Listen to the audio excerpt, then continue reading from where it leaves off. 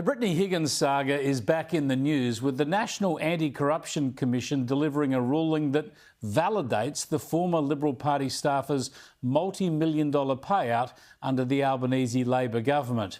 In early 2021, Higgins went public with claims she was raped in the Parliament House office of her employer, Defence Minister Linda Reynolds, claiming it happened in the dead of night 2 years earlier at the hands of fellow staffer Bruce Lerman.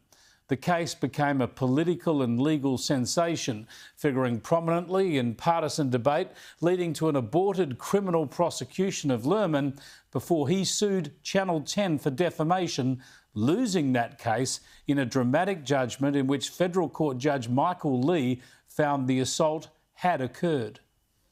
My conclusion on rape: Miss Higgins raped, Mr. Lerman raped Miss Higgins.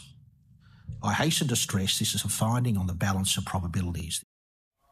In the meantime, Higgins had received a $2.4 million compensation payment from the Commonwealth after alleging the government had breached its duty of care to her.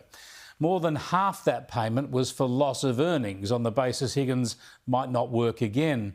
The former minister, Linda Reynolds, referred the matter to the National Anti-Corruption Commission, arguing she was prevented from contesting Higgins' allegations about how she was treated. But today, the NACC issued a statement after a preliminary investigation. There is no evidence that the settlement process, including the legal advice provided, who was present at the mediation, or the amount, was subject to any improper influence by any Commonwealth public official, it said.